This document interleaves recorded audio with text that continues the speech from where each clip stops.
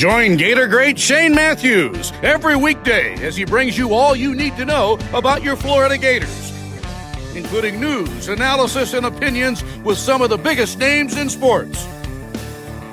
Find us on Spotify, Apple Podcasts, Google Podcasts, or wherever you listen to your favorite podcasts. Or watch us live at 8 a.m. on Facebook, YouTube, and Twitter.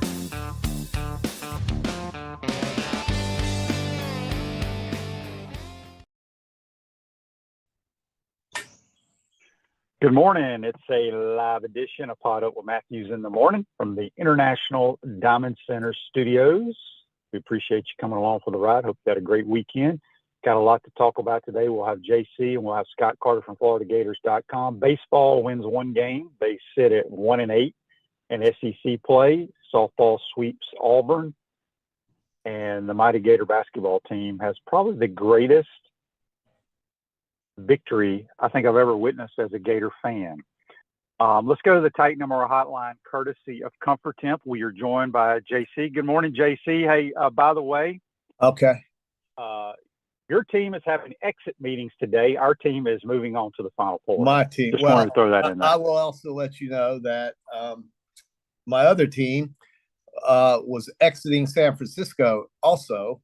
Very happy. And you know, the place I went to watch the game here in town, just another one of these millions of restaurants in Gainesville, was electric.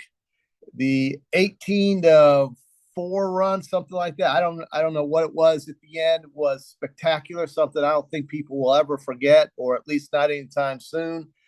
The clutch shooting of Thomas Hawk and Walter Clayton will be remembered. And just the simple fact that Texas Tech is still trying to figure out how they lost that game. The answer would be missing your front ends of a 1-1. That's probably how they lost. But Florida had to make the shots when they made them, when they took them rather, and they made them QB. It was one of the best wins you'll ever watch. It was a tremendous comeback. They won by 5, and they cut down the nets in San Francisco on their way now to San Antonio for a match with the second time this year. With the Auburn Tigers. The other side has Duke and Houston. And I'll tell you this, QB, also, that Houston Cougar team yesterday may have played the best defensive brand of basketball I have ever seen in my life with what they did to Tennessee yesterday. And I think you're setting up for an absolutely epic game between they and the Duke Blue Devils in that semifinal. And I'm telling you, I'm so thrilled for Florida fans and for all 4 of those schools going to San Antonio. We said 2 weeks ago, or I don't know, I think you agreed, but I said 4 top seed, the 4 number ones were going to go. The favorites won every single game in the Sweet 16 and the Elite 8, not against the number, but straight up. And I don't know if I've ever seen that happen either. So this is the Chalk Open and the Chalk Invitational. And now we have 4 survivors, and it's going to be thrilling. I think you got the 4 best right now in basketball. Yeah, it was good basketball. I think Texas Tech and both Houston, what they did defensively, even to us, I thought they defended our ball screens out at the top of the 3-point line. We just had issues, man. Give them credit, but we found ways to win. As I have stated on this program since December, JC, Walter Clayton is the best player we've ever had. Mm-hmm. I don't care what anybody tells me; it continues. And I've been a big Tommy Hawk guy. I thought his skill set, the way he handles the ball and the way he shoots, he would be a starter for me. I just his skill set is way above Condon's in my opinion. I've always thought Condon was a good player. I never saw him as this NBA guy, but his instincts and I just think they're 2 different people. I'm glad they're both on our team, but it was probably the greatest victory I think I've ever witnessed, and it's going to be fun. It's going to be a hell of a Final Four, no question about it. Just making these shots when you have to make them is just such a defining thing of how you play the game. And these kids are just just out there battling the clock. They're battling the adversity of the other team, and they just showed so much poise and so much character. And Walter, coming off a below average performance before the night before, and then just really showing us why he's an All-American. And then, the fact that the Gators never quit. It was a gritty, gutsy performance, a great effort. And I think the folks in Texas who love the Gators are really going to show up for this, because the arena is going to be massive. It's a football arena. It's the Alamo Dome. So there's going to be plenty of seats. I won't say they're the best viewing seats, but it'll be a ticket into the building that should be not as hard to get as a normal ticket to a basketball game might get in this situation. And I do think the football arena setting is not necessarily the best for a game like this, or for a tournament like this. I think the atmosphere in Indianapolis was nothing like it could have been with Purdue and Houston and Tennessee and Kentucky.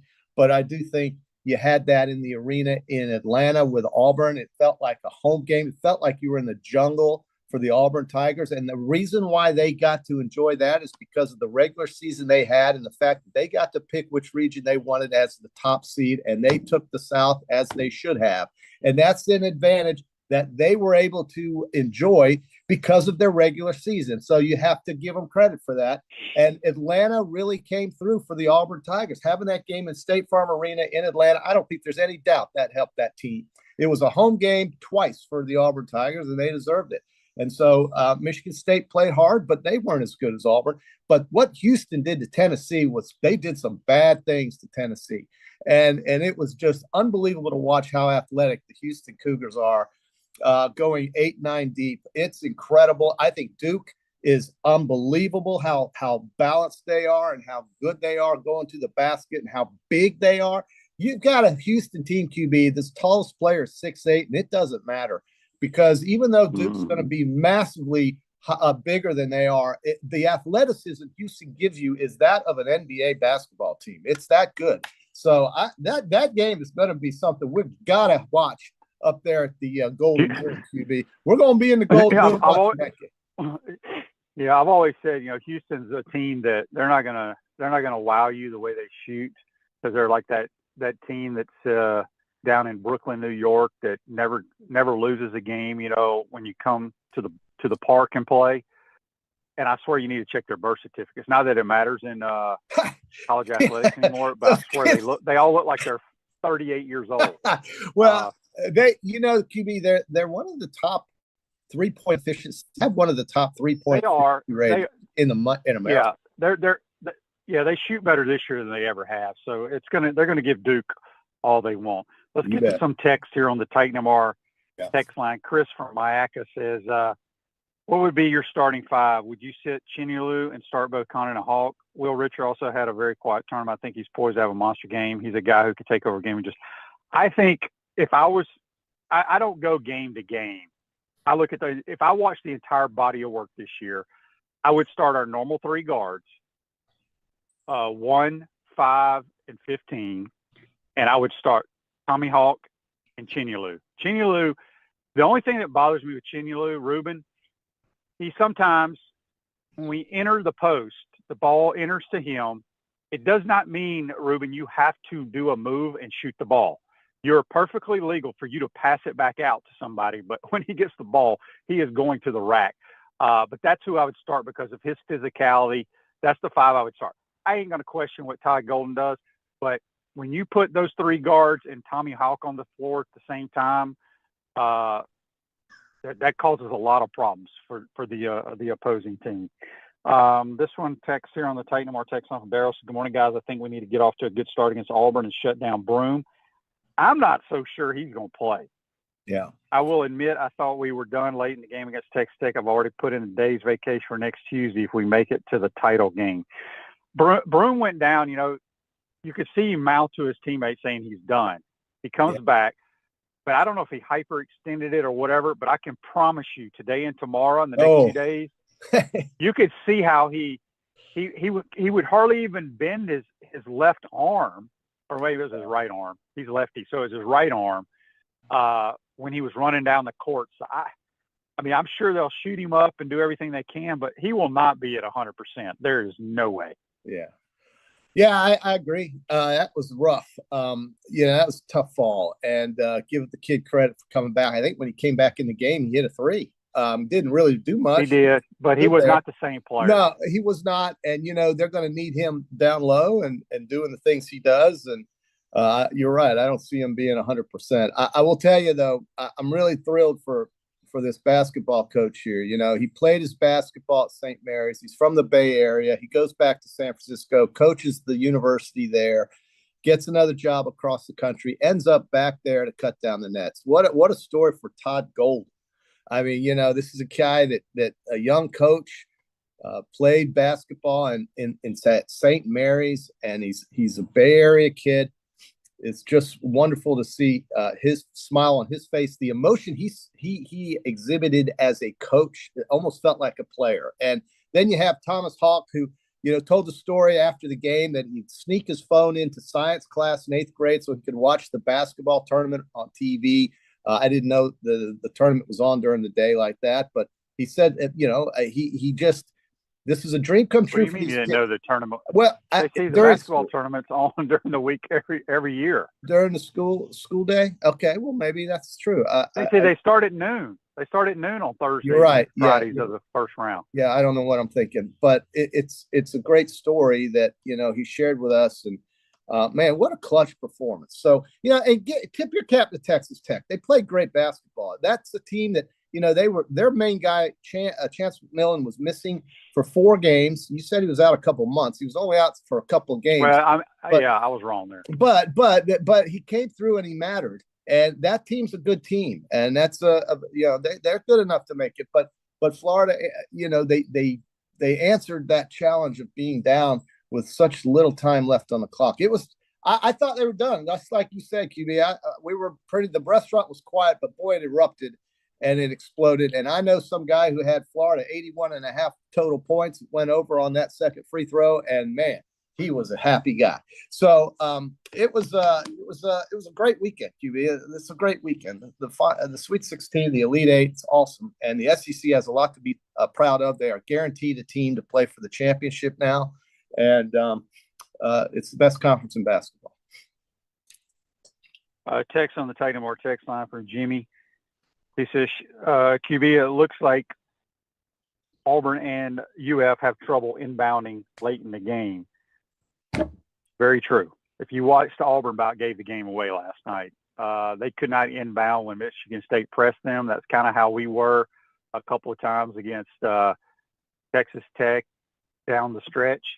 Both coaches came from the same system, right? Bruce Pearl and Ty Golden. So, well, they gave Michigan State. It'll be an interesting matchup. They gave Michigan State 7 seconds against Ole Miss. Okay, I'm just going to tell you, they wanted Tom Izzo in that game. Ole Miss played great. Ole Miss should have won that game on Friday, and but Michigan State got the benefit of that doubt there somehow. They did make some 10-second calls. First time I've seen that a couple of times yesterday. So that surprised me, but. Well, we about had one called on us because we're just methodically walking the ball against the press. So. I mean, with 1.5 seconds left. Luckily, Florida made. How about the free throw shooting? All year long we heard about the free throw shooting for Florida. The free throw shooting for Florida was the best it had been all season in that one game, and that is all that matters, isn't it, QB? I mean, do you really care how they shot free throws in December or January? What happened was in that game the other night, they made all their free throws. That was a must. Their free throw shooting was tremendous. I think Walter Clayton had 14 free throws. He made 13 of them. Thomas made 4 out of 4.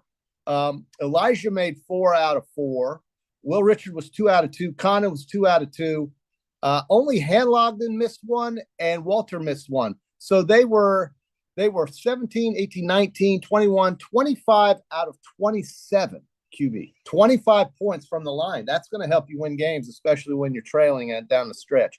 That was a great night of free throw shooting. And I think that got overlooked somewhat. They needed those free throws, and it paid off.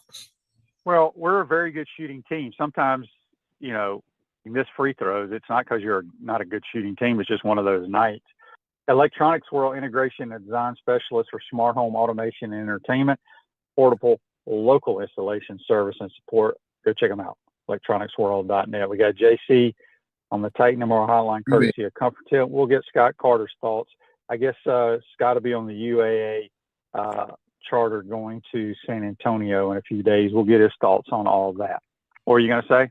Well, I was going to say, once again, your boy here, top 3 in golf pick finishes yesterday. Make a lot of money. I didn't think anybody played worth a darn. Well, Rory finished, I think he shot a 63 yesterday, and your winner, Min Woo Lee, we did not have him, but it was his first win on tour. It was tremendous. I was very happy for Min Woo, and he had a nice, I guess you could say, up and down. It was a long lag putt off the green to about 3 inches and tap in to preserve the win. How about the story of Gary Woodland shooting a 62 yesterday? He had 4 rounds in the 60s, and Gary Woodland is back from brain surgery. Look at him hard at the Masters. If he hits the ball like he hit it yesterday with those iron shots he had, and Rory is playing as good a golf as you'll see him play right now. He charged through the final round yesterday. I had him. I think he finished tied for second. So it was a great tournament. If you watched any of it, the Houston Open, and even though the scores were low, it was still incredibly competitive. Scheffler had his best tournament of the year. I think he's back now, and these guys are tuning up for 2 weeks because in 2 weeks is the first major. Yeah, Min Woo Lee, I think people may not know much about him. Unreal. Very young player, but he has the fastest ball speed on tour. Yeah, he gets through that ball. He absolutely destroys the golf ball. Destroys it. And the funny thing is he weighs about 160 pounds, and he kind of reminds me of Justin Thomas 5 years ago. The way they come through the swing plane is unbelievable. And he hits the ball 340 yards off the TQB. We're hitting. Oh, I know. He's got the fastest. I just said he's got the fastest ball speed on tour. Yeah, I mean, and it's great to watch. I mean, it was great golf watching yesterday. I was just thrilled for Gary Woodland. This is a guy coming off of brain cancer, bro. And a 62. He had all 4 rounds in the 60s. Gary Woodland. He's a major winner. He won a major. I think he won the U.S. Open 1 year. So up at Pebble Beach. Yeah, great story. It's a great story. And, it's always good when Rory and Scheffler are playing well because, those are now the torchbearers for the PGA Tour. They are the 2 best players on tour on a consistent basis. They win the most. They win the most money. And I think Scheffler is tuning up after that accident he had during the holidays where he cut himself really bad. And he's, taking some time to get through it here in the first couple of months of the season. I think he'll be great at the Masters, and I think Rory will be tremendous. Rory is looking for that Masters. That's the only major he hasn't won. So I think he is primed right now, the way he's putting the ball and obviously the way he's hitting his iron shots. So speaking of the Masters, and we'll talk more about that obviously in 2 weeks, but okay. I don't know if you saw the menu that Scotty has for the all the Champions dinner. It is the exact dinner I would choose. So me and Scotty are on the same wavelength. Well, what was the one thing you liked the most about what he's got on the menu there? Oh my gosh, I liked every item on the damn menu is something that I would choose.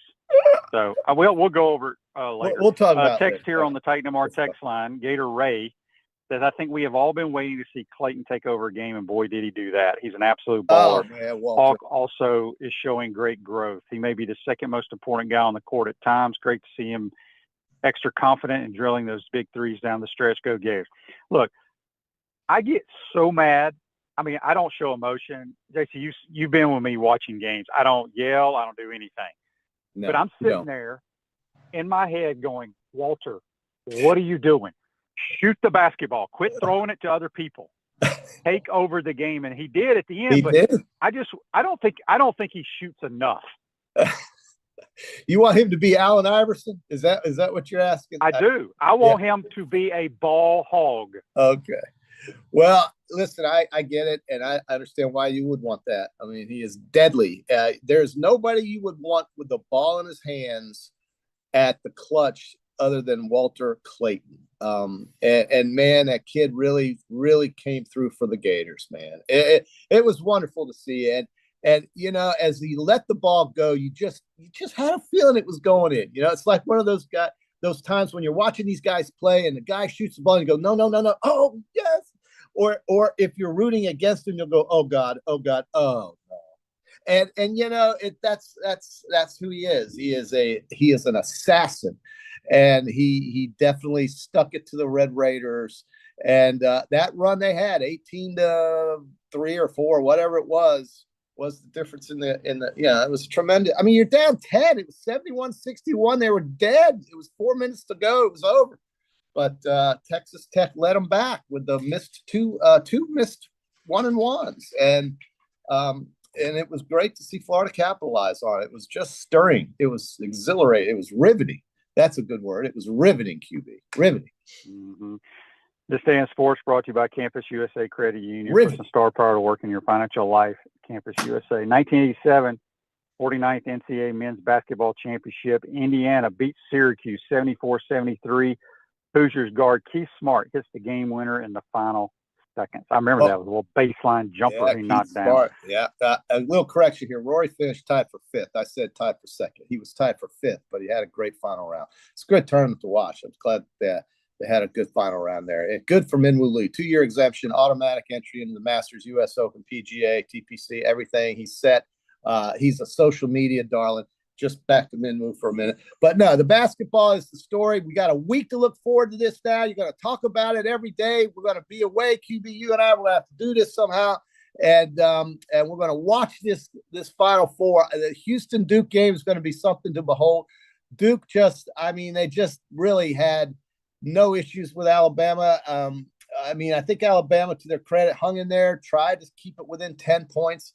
Then at the end, it just got away from him. Mark Sears couldn't throw it in the ocean, just the opposite of the way he played against the BYU Cougars. But a good season. Didn't somebody text you and says, yeah, I mean, somebody text you and said Alabama's going to go 5 of 27 the next game, and they did. I know, but it was too bad. It really was. I was rooting for it. I think most people were. Who the hell roots for Duke? But Duke is damn good, and that Cooper flag is unbelievable.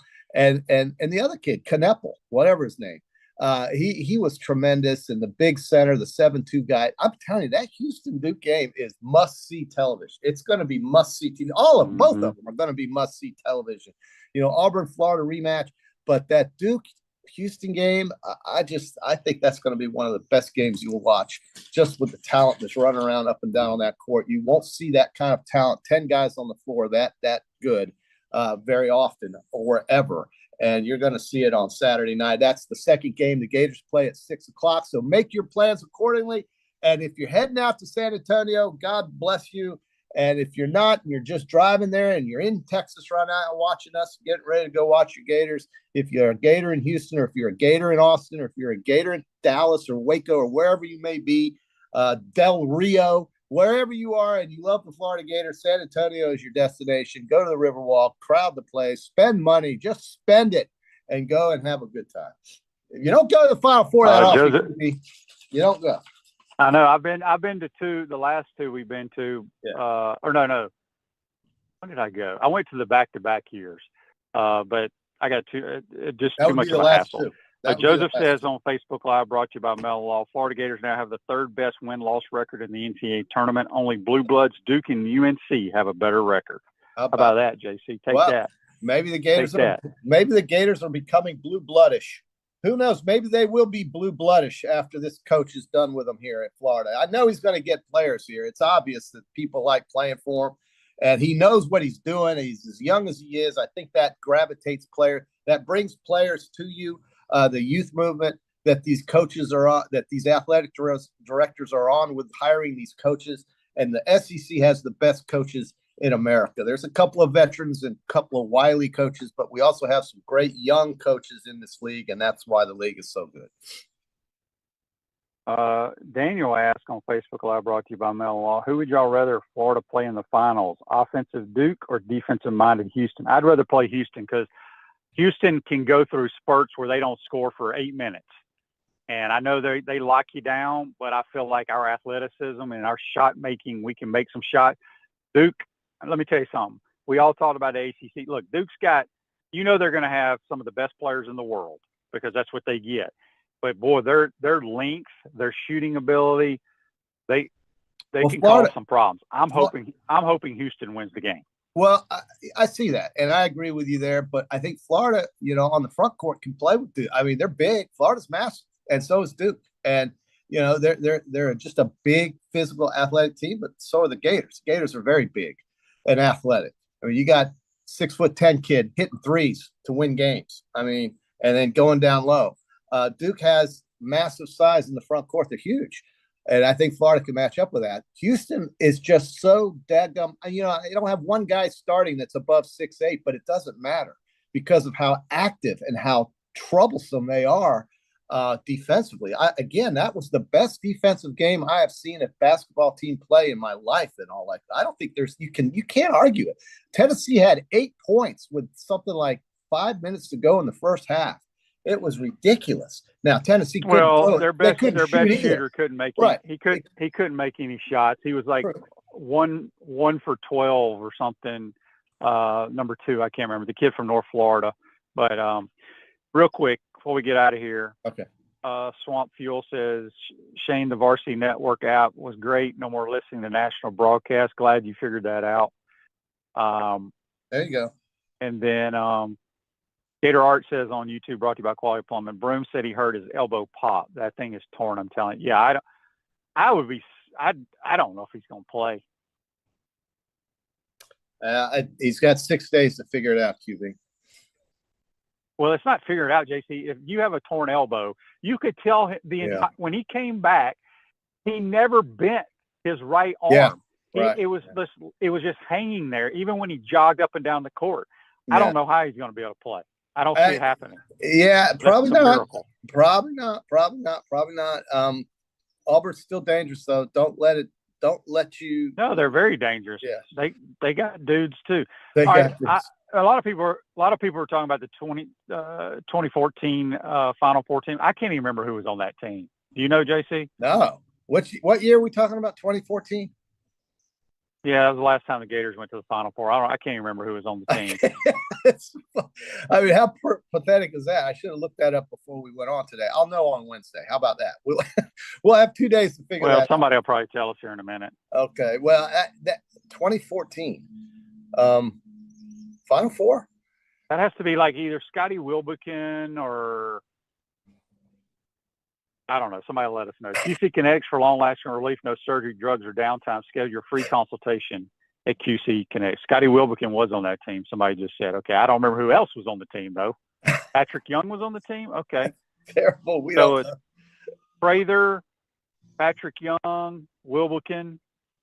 I forgot that team went to the Final Four. I did too, QB. Well, this team would run circles around that team. Patrick Young was great. I don't know. Okay, here's Barone. Can you? Okay, we got a trivia question before I get you out of here and get Scott on.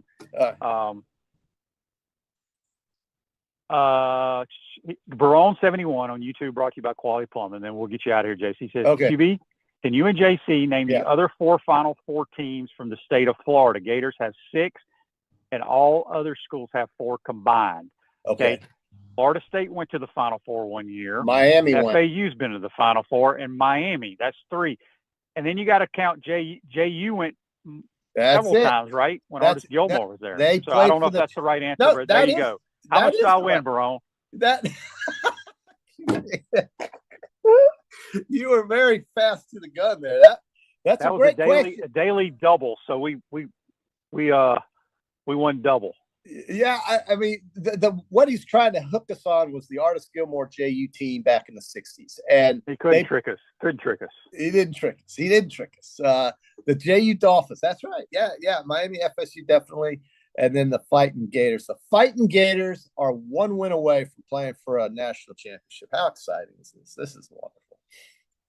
Dorian Finney-Smith was on that last Final Four team too. So I guess it was Wilbekin, Patrick Young, Casey Prather, Dorian Finney-Smith, your starters. Where did they play that? I mean, it's only 11 years ago. How do we not know this? It was 11 years ago. Where did they play that Final Four, QB? Do you know? I know. I have no idea. I don't know. I've been to 2 Final Fours. I've been to one in Atlanta and one in Indianapolis, the back-to-back years. I mean, right now I can't stand myself. I have to. I'm just pulling it up. I mean, enough already. The Florida Gators, 2014.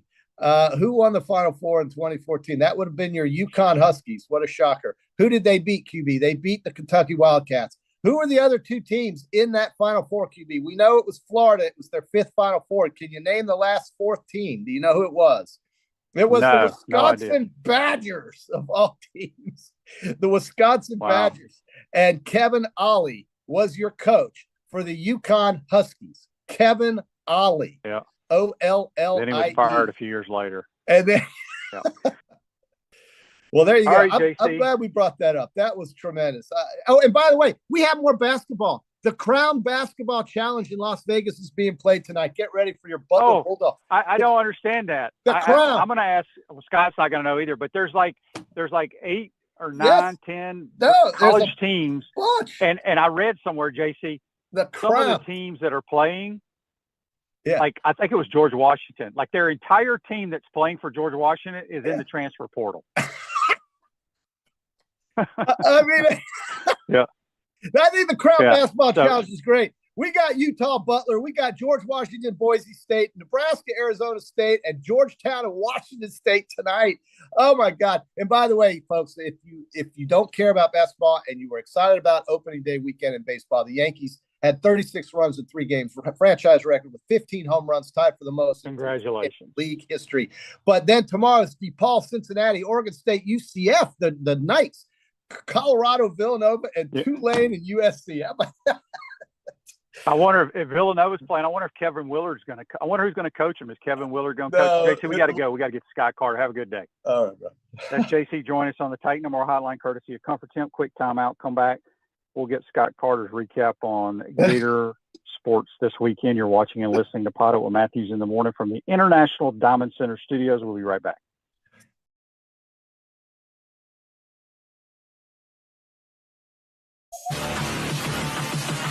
Unleash the Inferno. What's up, everyone? I'm Mike Pouncey, and this is my twin brother, Marquise Pouncey, and this is Life After Football. Let's go.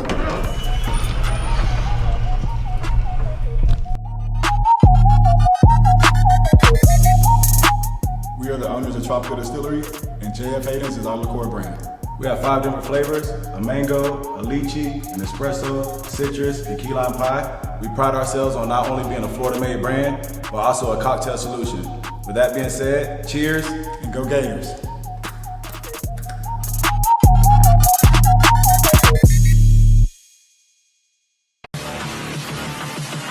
Unleash the Inferno.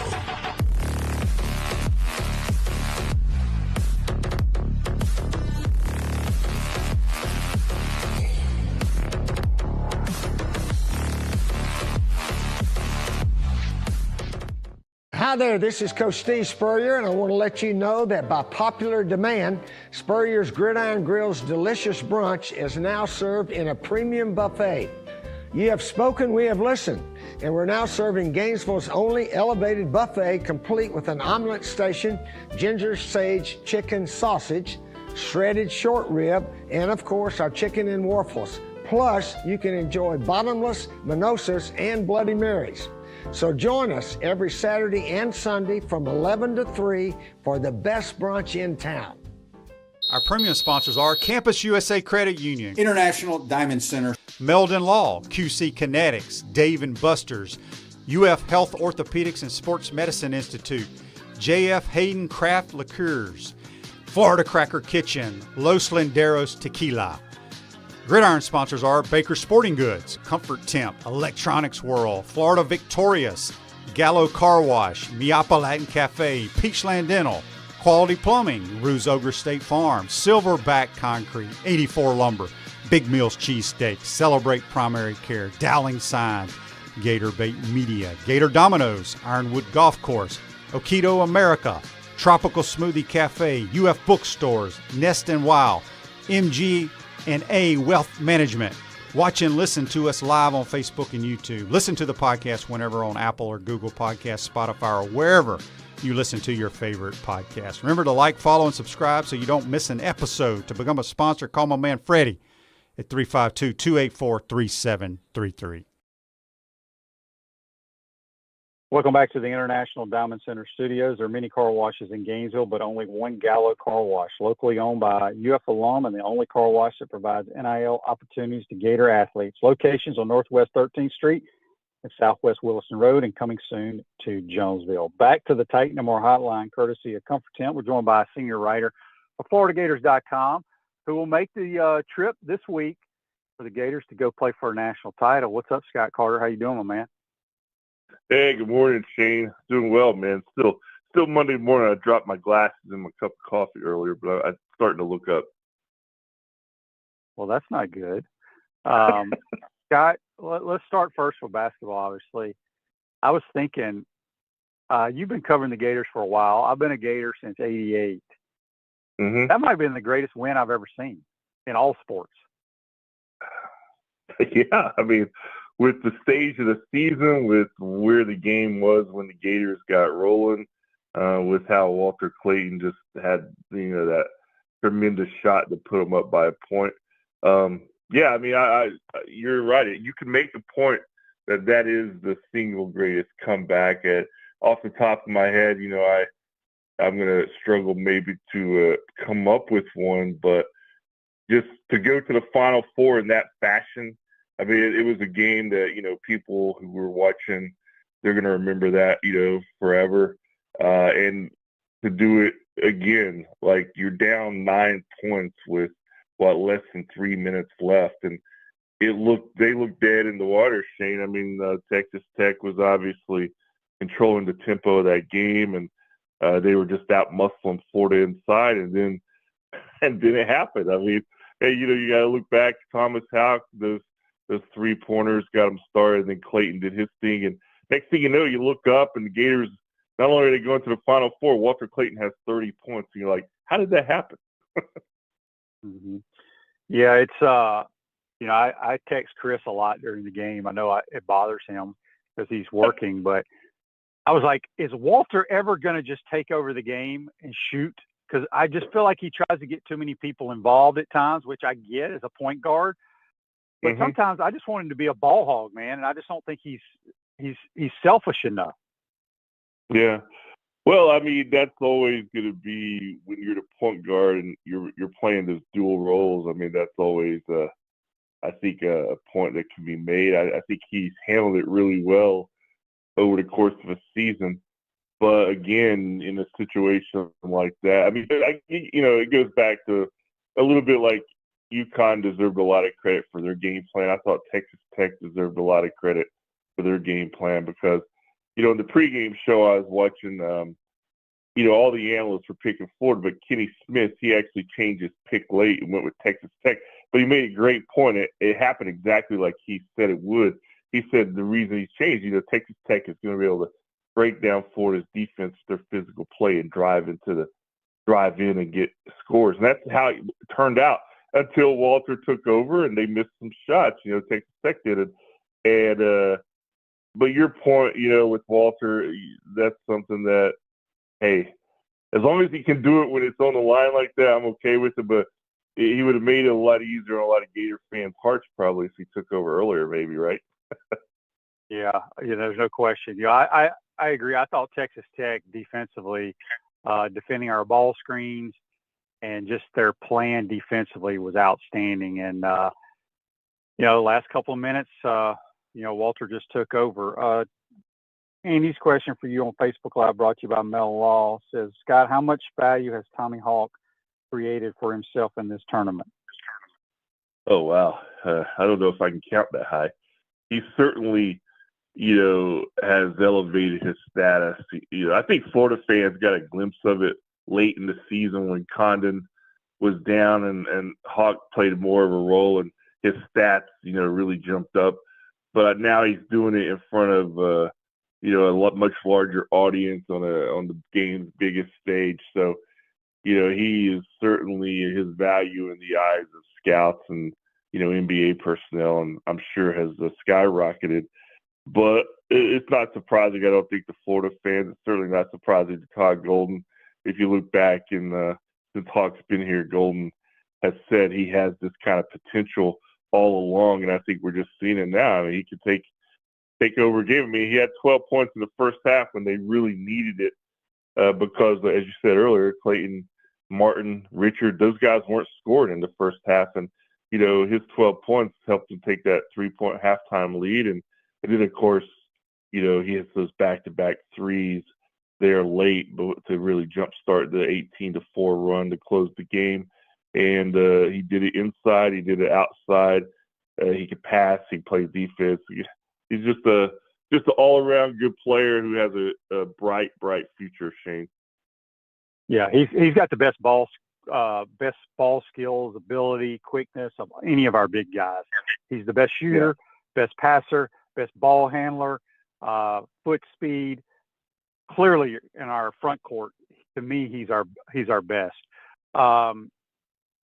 Got coming away, I feel like we're pretty healthy going into this game. I don't know if you saw it. I'm sure you watched the Auburn game. I do not personally think Janai Broome is going to be able to play in this game. He told his teammates walking off the court he was done. He heard a pop. Obviously, they just took X-rays, which X-rays don't show ligament tears and all that stuff. It's all about the bone structure. And he basically played the rest of his game with his arm just kind of hanging there. He couldn't even bend his elbow. I don't think he can play. Personally, I could be 100% wrong here, but I just think he's going to have some issues. Now, he's got some time off, but it's going to be a great matchup. Obviously, Golden going against Bruce Pearl, he was at Auburn. So many storylines with this matchup. Yeah, there are. And, starting with Broome, that is going to be a huge storyline. And it was a storyline in the regular season, too, when he went down. And, you hate to see a guy get hurt at this stage of the season. He's such a big part of what Auburn does. And I'm like you, I think adrenaline played a big factor in what was going on Sunday with him being able to get back out there. I think, I'm sure he's going to do everything he can to play, but if he heard a pop, that's never good. So we'll see. I mean, that will be very closely monitored by all the parties. But the matchup, Auburn and Florida, always such a great rivalry in football over the years before the SEC split in divisions, and now we're going to get to see it on the biggest stage in basketball. So, it's going to be a fun matchup, an all SEC matchup. And you're right, the coaching connection between Bruce Pearl and Todd Golden, and that's going to be dissected, I'm sure, by the national media every which way you can this week. But, that's part of what makes these matchups fun. I mean, by the time tip-off comes around, everybody knows everything about both teams, and now it's just about who's going to go out there and play the best. And we saw the Gators put together one of their best games of the season earlier this season when Auburn was number 1, and they went up there to Auburn and just really hammered them. And I think a signature win for the Gators. And I think, Shane, they've won, 16 of 17 since then or around then. So they're just playing their best ball right now. It's going to be a big test. I know Bruce Pearl is going to game plan with everything he's got, but so will Todd Golden. I think we're going to see a really just a great matchup. Yeah. Do you know exactly when the basketball team? I was trying to think. Don't they have the open practices where for the fans, or I can't remember how it works at the Final Four, but they'll leave early. I can't remember if those practices are on Thursday or Friday. And the next question is, Final Fours are big corporate deals. So how many Gator season ticket holder fans, how many tickets do you think each school gets from their ticket office for an event like this? Yeah, I mean, that's a good question. That's probably out of my realm a little bit. I figured it was. Yeah, I mean, I know they get X amount, both schools, and you can, I think, if you're not selling them, you can return them or maybe get some of the other teams full if they're not a big draw. But I think in both of these situations, Florida and Auburn will be able to kind of maximize whatever they do get. But I don't know, I don't know if that's 5,000, 8,000. I just don't know. In terms of, the off day, I think they do that Thursday and Saturday because the games are, Friday and Sunday, I guess, because the games are Saturday and Monday, if I recall correctly. Yeah. But yeah, it's a big event. Obviously, the Final Four, I've been fortunate enough to go to 3 or 4 over the years, and it's always one of my favorite events. And San Antonio, I've never been to one in San Antonio, but I've heard they do a great job of hosting it. And I'll give the Gator fans credit. There was more out in San Francisco, just from my view, watching TV than I expected. And talking to a couple people out on the trip, there was a good contingent. You heard them, man, when Clayton and the Gators came back on Saturday night. I mean, you heard them on TV. You heard those Florida fans get into it. So it was good to see that, man. Yeah.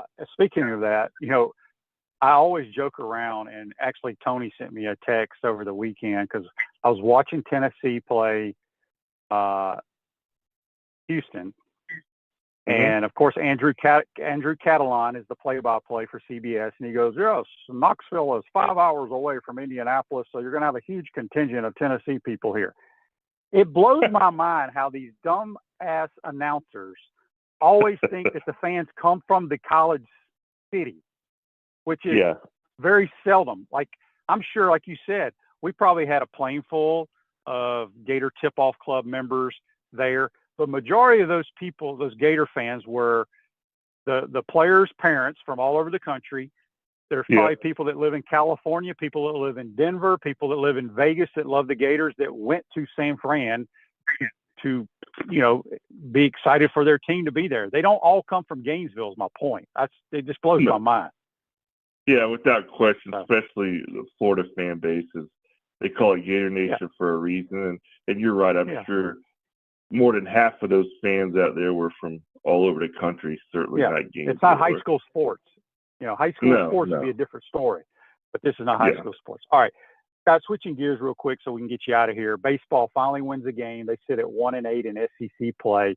We have a text on the Titan MR text line from George. He says, "Scott, in your opinion, any chance this Gator team makes postseason play?"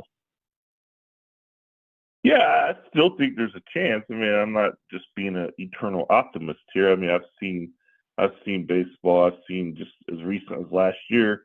If you'd asked me that question mid-season last year, I would have probably doubted they would have gone to the postseason. So we've got some recent history here that says it can be done, but there's no – I mean, you look at the offensive stats, Shane. I mean, they're hitting the ball. They're doing what they need offensively. They've got enough offense to win. The pitching just has to improve. And, we've talked about injuries and, you can look at specific guys, maybe what they're doing and what they're not, but it's all about the pitching. It has to improve. The reason they were able to get together and make a run last year in the postseason was because those young pitchers such as Jake Clemente, who's now starting, Frank Menendez, who unfortunately is out for the year with the injury, but it was those young pitchers who helped the veterans and got some wins and put some solid innings together, and they're going to need more of that, in the regular season to have a chance. So, it hasn't been pretty as far as the pitching. There's a lot of question marks whether or not they can. And now, it's just going to be, do these guys improve enough over the course of the regular season to give them a chance, or do they not? But they certainly got to, what's the word? They've got a big hill to climb, Shane, starting off 1-8 in the SEC. You don't see that from the Gators ever, really.